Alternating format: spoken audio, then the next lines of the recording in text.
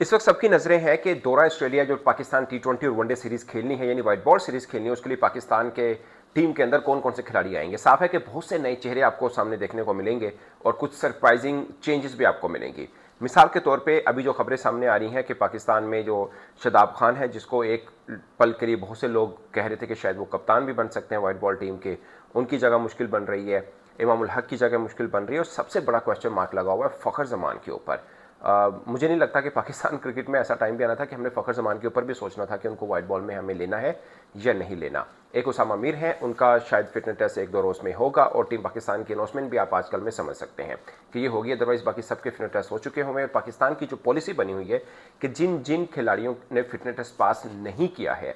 वो सिलेक्शन के लिए नहीं उनको कंसिडर किया जाएगा, मगर यह पॉलिसी पाकिस्तान क्रिकेट बोर्ड ने खुद तोड़ी और इसी सिलेक्शन कमेटी ने तोड़ी जब पाकिस्तान ने दूसरे टेस्ट मैच के लिए टीम चुनी। उसमें जाहिद महमूद को शामिल किया जो फिटनेस टेस्ट पास नहीं कर पाए थे, और जो सुनने में आया कि नुमान अली अगरचे पाकिस्तान क्रिकेट बोर्ड कहता है कि उन्होंने पास कर लिया था, मगर जो 2 किलोमीटर रनिंग है वो पास नहीं कर पाए थे, मतलब मुकम्मल फिटनेस टेस्ट उन्होंने भी पास नहीं किया था। तो 2 खिलाड़ी तो वो पहले ही खिला चुके हैं। मगर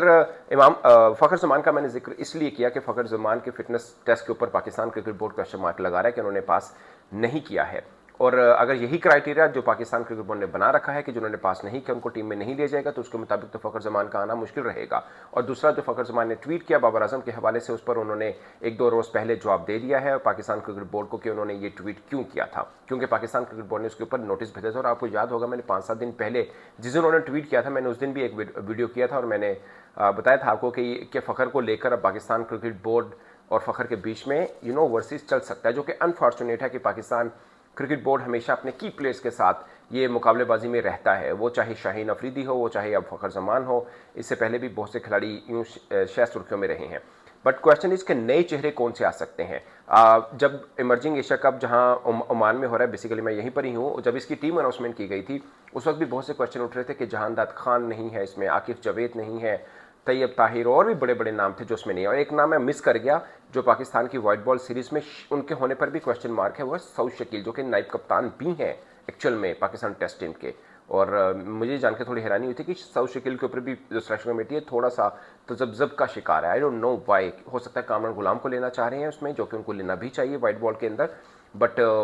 सऊद शकील को निकाल के आई डोंट नो कि पाकिस्तान क्रिकेट बोर्ड की पॉलिसीज पर क्या रहती है। बट जहादाद खान, आकिफ जवेद का नाम मैं बार बार उस वक्त भी लिया था जब चैंपियंस कप चल रहा था, क्योंकि गैरी क्रस्टन को चैंपियंस कप में, पूरे चैंपियंस कप में सबसे अच्छे जो बॉलर लगे थे वो आकिफ जवेद थे।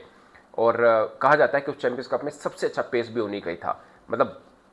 मोर speed than Haris Rauf even, कि उनसे भी ज़्यादा उनका पेस था। और बाकी रही शहीन और बाबर आजम की, तो उनकी वाइट बॉल में वापसी दिखाई दे रही है। बट सबसे बड़ा क्वेश्चन मार्क के पाकिस्तान में जो स्पिनर है, जो बहुत ज़्यादा मांग की जा रही है कि आपके टी20 वनडे के अंदर स्पिनर कौन से होंगे, क्योंकि शादाब खान के ऊपर मुश्किल आ रही है, उसामा मीर के ऊपर मुश्किल इस सेंस में है कि उनको फिटनेस टेस्ट वो पेरेंटल लीव पे थे, वो दे नहीं पाए थे, एक शायद दिया था, बट उनका फिटनेस टेस्ट दोबारा होना एक रोज़ के बाद, अगर वो पास कर लेते हैं तो हो सकता है उनको कंसिडर किया जा सके कि वो एटलीस्ट टी20 टीम के अंदर होंगे। मगर वाइट बॉल के अंदर पाकिस्तान के माजरत चाहता हूँ, वाइट बॉल के अंदर पाकिस्तान के स्पिनर कौन से होंगे, इसके हवाले से सुफियान मुकीम का नाम बहुत चल रहा है, जो कि यहाँ पे ओमान में मौजूद हैं और इंडिया के खिलाफ पहला मैच उन्होंने खेला था और आज उन्होंने दूसरा मैच अपना खेला। बट ए टीम की तरफ से उनकी परफॉर्मेंस बहुत शानदार रही है। फैसल अकरम का नाम भी चल रहा है, 2 चाइनामैन स्पिनर का नाम चल रहा है एक्चुअल में, और लंबे टाइम पर से पाकिस्तान के पास कोई एक चाइनामैन स्पिनर भी नहीं था, अब 2 का चल रहा है। आई गेस का अगर दोनों में किसी एक को चुनना तो शायद सुफियान मुकीम को चुनना ज़्यादा बेहतर रहेगा, मगर फैसल अकरम को पाकिस्तान क्रिकेट बोर्ड ने पहले ए टीम के साथ ऑस्ट्रेलिया भेज रखा था जब डार्वन में मैच हुआ था। वो कहने को पाकिस्तान ए टीम टू ऑस्ट्रेलिया था, बट बेसिकली वो एक लोकल उनके एक टूर्नामेंट है जिसमें पाकिस्तान की ए टीम खेली थी, वहाँ पर ऑस्ट्रेलिया की ए टीम नहीं थी। बट फैसल अकरम ने वहाँ पे बॉलिंग की और उनकी एवरेज परफॉर्मेंस रही थी। बट मुझे लगता है कि एक्सपीरियंस वाइज शायद सुफियान मुकीम ज़्यादा डिजर्व करते हैं, बट अगर 2 को लेना चाह रहे हैं पाकिस्तान तो ऑफकोर्स फैसल अकरम की तरफ भी जा सकते हैं। बट पॉइंट इज के पाकिस्तान चैंपियंस ट्रॉफी पर्सपेक्टिव में जा रहा है वाइट बॉल के अंदर, लाइक 50 ओवर्स के अंदर, तो फिर आपको कौन सा चाहिए, क्योंकि चैंपियंस ट्रॉफी आप पाकिस्तान के अंदर खेल रहे हैं, वहाँ पर आपको एक टिपिकल स्पिनर तो खिलाना ही चाहिए आई गेस के, क्योंकि वर्ल्ड कप 2023 के अंदर पाकिस्तान को सबसे बड़ा मसला भी यही आया था कि आपके पास वाहिद पाकिस्तान टीम थी जिसके पास एक स्पेशलिस्ट स्पिनर नहीं था। ऑलराउंडर तो थे, अभी भी हमारे पास शादाब खान, उसामा मीर की एक ऑप्शन जरूर मौजूद है, बट शादाब खान को तो टीम में कंसिडर नहीं किया जा रहा। उसामा मीर का भी फिटनेस टेस्ट के ऊपर कंडीशनर रखा गया, अगर वो पास कर लेते हैं तो उसके बाद उनका नाम ज़ेरे गौर लाया जाएगा कि उनको टी20 परस्पेक्टिव में रखा जाए या ना रखा जाए। मगर सबसे बड़ा क्वेश्चन मेरी नज़र में यह है कि वाइट बॉल जो वनडे की टीम होगी उसके लिए पाकिस्तान के पास स्पेशलिस्ट स्पिनर कौन सा है? आप एक ऑलराउंडर स्पिनर खिला सकते हैं, मगर एक आपके पास स्पेशलिस्ट स्पिनर जरूर होगा, क्योंकि आप एशियन कंडीशन में खेल रहे हैं चैंपियंस ट्रॉफी, और हमेशा पाकिस्तान का मसला यही रहा है कि मिडिल ऑर्डर के अंदर आपको विकेट नहीं मिलती है। और ये सवाल है जिसका जवाब सिलेक्शन कमेटी के इस ऐलान पर हमें ढूंढना मिलेगा। लाइक कि पाकिस्तान की ये नई जो सिलेक्शन कमेटी है, जिसके एक तरह से मतलब एक्टिवली जिसे क्या प्रैक्टिकली कह सकते हैं सरबरा आकिब जावेद हैं, वो स्पिनर कौन सा लेके आते हैं पाकिस्तान की टीम के लिए, क्योंकि पाकिस्तान काफ़ी अरसे से मिस कर रहा है कि हमें वाइट बॉल के अंदर मिडिल ऑर्डर में बॉलिंग करने वाला स्पिनर नहीं मिल रहा। ऑलराउंडर्स मिल रहे हैं, वैसे तो सलमान आगा भी है, शदाब भी है, उसामा मीर भी है, मगर वो बॉलिंग ऑप्शन नहीं मिल रही जो आपको 50 ओवर्स के अंदर विकेट आपको दिला सके, जो स्पेशलिस्ट स्पिनर्स की जो है आपको स्पेशलिस्ट स्पिनर के तौर पर आप उसको शामिल करें। तो ये एक बड़ा क्वेश्चन होगा जिसका जवाब हमें मिलेगा जब टीम अनाउंस होगी, जो कि आजकल के अंदर अनाउंस हो जानी है। और सबसे बड़ा सवाल अगेन कि पाकिस्तान के कप्तान कौन से होंगे। अब तक जो नाम चल रहा है वो मोहम्मद रिजवान है, मगर पाकिस्तान क्रिकेट बोर्ड की ये भी पुरानी रवायत है, जिसे पंजाबी में कहते हैं सज्जे दिखा के कभी मारना। आई डोंट नो कि इसके ऊपर चेयरमैन पीसीबी जो है मोहसिन नकवी साहब रिजवान के नाम पर एग्री करते हैं या नहीं करते हैं, क्योंकि पाकिस्तान क्रिकेट बोर्ड की पॉलिसी किसी भी खासकर कप्तानी को लेकर एक सबसे बड़ा क्वेश्चन ये आता है कि क्रिकेट बोर्ड के साथ कम्युनिकेटिव कितने रह पाते हैं, यानी क्रिकेट बोर्ड के साथ के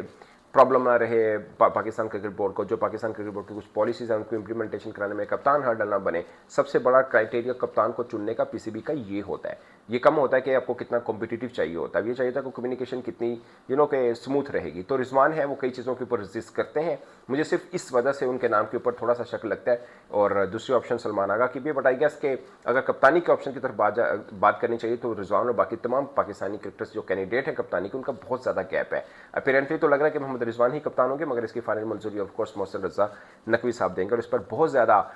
रिकमेंडेशन गैरी क्रस्टन की भी होगी और अब आकिब जावेद की भी ऑफ कोर्स होगी। और मैं हैरान हूं कि आकिब जावेद ने तकरीबन एक हफ्ता पहले एक इंटरव्यू में कहा था कि फ़खर जमान जो है उनको आप कप्तान बना सकते हैं, और अब क्वेश्चन मार्क उठ रहा है कि फ़खर जमान टीम के अंदर होंगे भी या नहीं होंगे, क्योंकि उन्होंने फिटनेस टेस्ट पास नहीं किया है। तो ये मेरे लिए बड़ा सरप्राइज रहता है कि आप एक तरफ हम खुद बिलीव करते हैं कि अगर आपने फिटनेस टेस्ट का क्राइटेरिया रखा है कि फिर वही खिलाड़ी टीम में होने चाहिए जो फिटनेस टेस्ट जिन्होंने पास किया है, तो फिर आपने टेस्ट के अंदर भी उसको पूरा उतरना था। ये नहीं हो सकता कि 5 रोज के खेल में आप जिसने फिटनेस टेस्ट पास नहीं किया आप उसको तो खिला सकते हैं, मगर 20 ओवर और 50 ओवर के खेल में आप उसको नहीं खिला सकते, खासकर वो हो भी बैटर कि उसने फिटनेस टेस्ट पास नहीं किया, वो भी 2 किलोमीटर की रेस पास नहीं की, इसलिए आप उनको नहीं खिलाएंगे। तो ये पाकिस्तान, हम इस फिटनेस टेस्ट की पॉलिसी के मैं ज़ाती तौर पर अगेंस्ट नहीं हूं, बट मैं ये चाहता हूं कि इंप्लीमेंटेशन सबके लिए फिर एक जैसी होनी चाहिए। आपने ट्वीट करने पर आपने अपने मेन प्लेयर को शोकॉज नोटिस तो भेज दिया, जिस पर उन्होंने जवाब भी दे दिया, बट पॉइंट इस कि ये फार्मूला आपका क्या सब बाकी सबके साथ भी चलता है, क्योंकि इससे पहले शहीन और हारिस रऊफ ने भी तो किया था, उस पर उनको शोकॉज नोटिस क्यों नहीं भेजा गया था। बट ये बहुत सी चीज़ें ऐसी हैं जो पाकिस्तान क्रिकेट बोर्ड में मुख्तलिफ क्रिकेटर्स करते हैं, तो उनके ऊपर पाकिस्तान क्रिकेट बोर्ड का रिएक्शन डिफरेंट आता है। वैसे तो जो उस्मान वाला साहब हैं, अभी वहाब रियाज ने जो उन पर एलिगेशन लगाया, उन्होंने भी ट्वीट करके उस पर जवाब दिया, मगर उनको अपने एम्प्लॉय को तो उन्होंने नोटिस करा नहीं भेजा कि आप पाकिस्तान क्रिकेट बोर्ड के एक रेगुलर एम्प्लॉय हैं, आप सोशल मीडिया के ऊपर आकर क्यों के क्रॉस टॉक में आ रहे हैं। ये भी उनकी जो कॉन्ट्रैक्ट होता है अपने एम्प्लॉय के साथ, उसके खिलाफ वर्जी है एक तरह से। बट प्लेयर्स के ऊपर पाकिस्तान क्रिकेट बोर्ड की ज़रा रिएक्शन थोड़ा तेज़ आता है और जल्द आता है। अब देखना सबसे बड़ा ये होगा इम्तिहान पाकिस्तान क्रिकेट बोर्ड का, खासकर आकिब जावेद का, जिनके फेवरेट माने जाते हैं फ़खर जमान के, इस मामले को लेकर पाकिस्तान क्रिकेट बोर्ड कब इसको ख़त्म कर देता है इशू को, और फ़खर जमान के ऊपर इनका डिसीजन क्या आता है। ये बहुत इंपॉर्टेंट है, क्योंकि आप अगर चैंपियंस ट्रॉफी की पर्सपेक्टिव में देखें तो शायद ही कोई बंदा हो पाकिस्तान में जो ये सोचे कि फ़खर जमान के बगैर पाकिस्तान जा सकता है, और अगर फ़खर जमान के बगैर आप नहीं जा सकते हैं तो फिर ऑस्ट्रेलिया टूर के ऊपर फ़खर जमान के बगैर आप कैसे जाएंगे। लाइक आप प्रिपरेशन कर रहे हैं, ये सच बात है कि पाकिस्तान कुछ नए चेहरे भी आजमा रहा है, जैसे मैंने आपको नाम बताया आकिब जावेद जो कि फास्ट बॉलर के तौर पर जाएंगे, जहांदार खान ऑलराउंडर वाली शेप के अंदर है, कामरुन गुलाम भी आपके साथ हो सकते हैं, तैयब ताहिर का नाम भी सुनने में आ रहा है, मगर confirmation of course team announcement के बाद ही पता चलेगी। मगर ऐसे में आप ओपनिंग स्लॉट के अंदर फ़खर जमान क्या वाइट बॉल के अंदर आप उनको कंसिडर नहीं करेंगे एक फिटनेस टेस्ट को लेकर?